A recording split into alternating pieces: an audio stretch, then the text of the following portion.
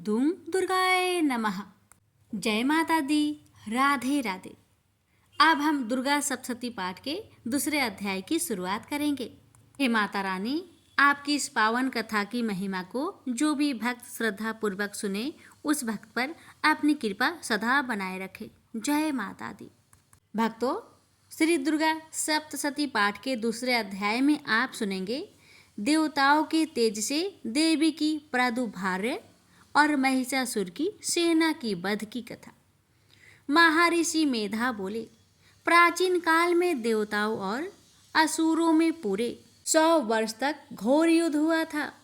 उनमें असुरों का स्वामी महिषासुर था और देवराज इंद्र देवताओं के नायक थे। इस युद्ध में देवताओं की सेना परास्त हो गई थी और इस प्रकार संपूर्ण देवताओं को जीत महिषासुर इंद्र बन बैठा था। युद्ध के पश्चात हारे हुए देवता प्रजापति श्री ब्रह्मा को साथ लेकर उस स्थान पर पहुंचे जहां पर कि भगवान शंकर विराजमान थे। देवताओं ने अपनी हार का सारा वृत्तांत भगवान श्री विष्णु और शंकर जी से कह सुनाया। वह कहने लगे, प्रभु, महिषासुर सूर्य, इंद्र, अग्नि, वायु, चंद्रमा, यम, वरुण तथा अन्य देवताओं के सब अधिकार छीनकर सबका अधिष्ठात्र स्वयं बन गया है। उसने समस्त देवताओं को स्वर्ग से निकाल दिया। वह मनुष्यों की तरह पृथ्वी पर विचर रहे हैं। दैत्यों की सारी करतूत हमने आपको सुना दी है और आपकी शरण में इसलिए आए हैं कि आप उनके वध का कोई उपाय सोचे। देवताओं की बातें सुनकर भगवान श्री विष्णु और शंकर जी को दैत्यों पर बड़ा गुस्सा आया। उनकी भौहें तन गई और आंखें लाल हो गई। गुस्से में भरे हुए भगवान विष्णु के मुख से बड़ा भारी तेज निकला और उसी प्रकार का तेज भगवान शंकर, ब्रह्मा और इंद्र आदि दूसरे देवताओं के मुख से प्रकट हुआ। फिर वह सारा तेज एक में मिल गया और तेज का पुंज वह ऐसी दिखता था जैसे कि ज्वलमान पर्वत हो। देवताओं ने देखा कि उस पर्वत की ज्वाला चारों ओर फैली हुई थी और देवताओं के शरीर में प्रकट हुए उस तेज की किसी अन्य तेज से तुलना नहीं हो सकती थी। एक स्थान पर इकट्ठा होने पर तेज एक देवी के रूप में परिवर्तित हो गई और अपने प्रकाश से तीनों लोकों में व्याप्त जान पड़ा। वह भगवान शंकर का तेज था।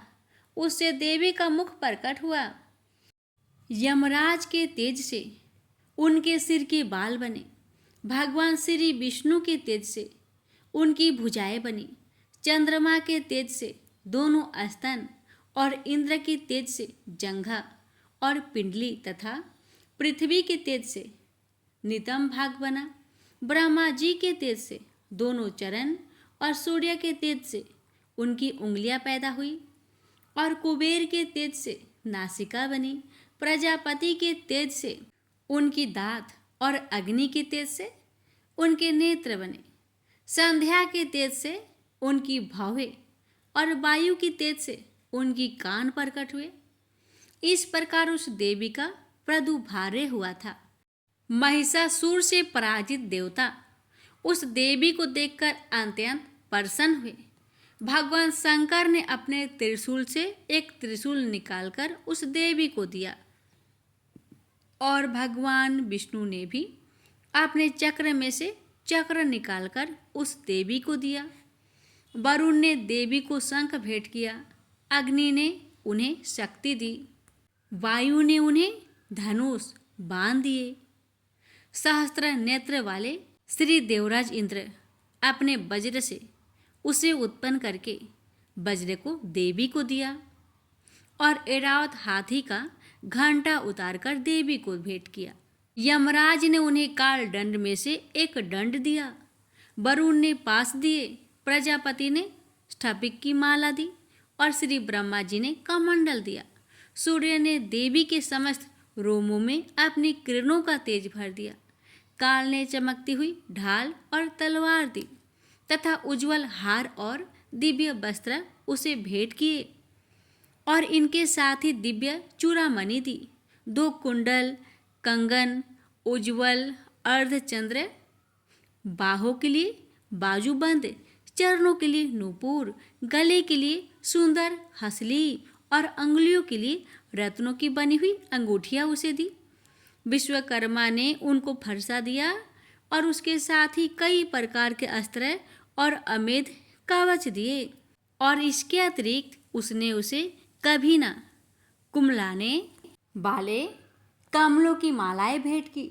जल निधि ने सुंदर कमल का फूल भेंट किया। हिमालय ने सवारी के लिए सिंह और तरह तरह के रत्न देवी को भेंट किए। यक्षराज कुबेर ने मधु से भरा हुआ पात्र और शेष नाग ने उन्हें बहुमूल्य मणियों से विभूषित नागहार भेंट किया। इसी तरह दूसरे देवताओं ने भी उसे आभूषण और अस्त्र देकर उनका सम्मान किया। इसके पश्चात देवी ने उच्च स्वर से गर्जना की। उसके इस भयंकर नाद से आकाश गूंज उठा। देवी का वह उच्च स्वर से किया हुआ सिंहनाद समा ना सका। आकाश उनके सामने छोटा प्रतीत होने लगा। उससे बड़े जोर से प्रतिध्वनि हुई, जिससे समस्त विश्व में हलचल मच गई और समुद्र कांप उठे, पृथ्वी डोलने लगी और सबके सब पर्वत हिलने लगे। देवताओं ने उस समय प्रसन्न होकर सिंह वाहिनी जगतमयी से कहा, हे देवी, तुम्हारी जय हो। साथ ही महर्षियों ने भक्ति भाव से विनम्र होकर उनकी स्तुति की। संपूर्ण त्रिलोकी को शोकमान देखकर दैत्यगण अपनी सेनाओं को साथ लेकर और हथियार आदि सजाकर उठ खड़े हुए। महिषासुर के क्रोध का कोई परावर न था। उसने क्रोध में भरकर कहा, यह सब क्या उत्पात है।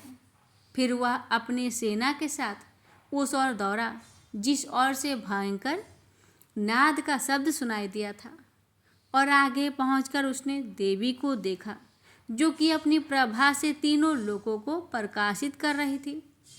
उसके चरणों के भार से पृथ्वी दबी जा रही थी। माथे के मुकुट से आकाश में एक रेखा सी बन रही थी और उसके धनुष के टंकार से सब लोग क्षुब्ध हो रहे थे। देवी अपनी सहस्त्रों भुजाओं को संपूर्ण दिशाओं में फैलाए खड़ी थी। इसके पश्चात उनका दैत्यों के साथ युद्ध छिड़ गया और कई प्रकार के अस्त्र शस्त्रों से सबकी सब दिशाएं उद्भासित होने लगी। महिषासुर की सेना का सेनापति चिछुर नामक एक महान असुर था।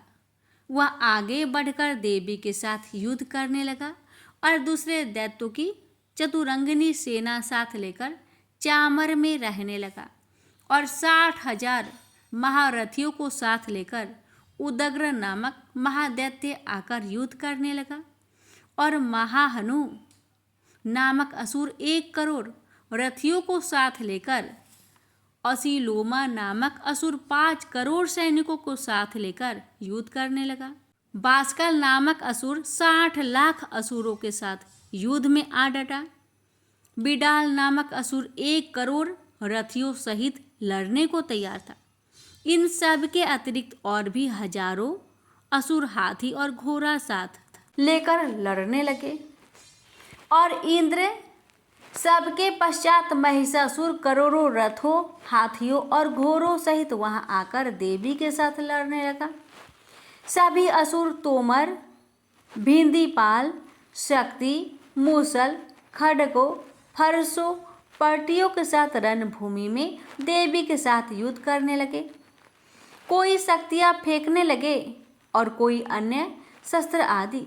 इसके पश्चात सब के सब दैत्य अपनी अपनी तलवारें हाथों में लेकर देवी की ओर दौड़े और उसे मार डालने का उद्योग करने लगे।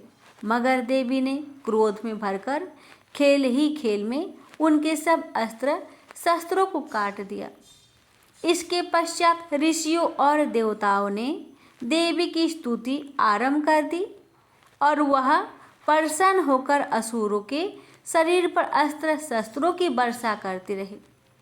देवी की वाहन भी क्रोध में भरकर दैत्य सेना में इस तरह विचरने लगा जैसे कि वन में दावानल फैला रहा हो।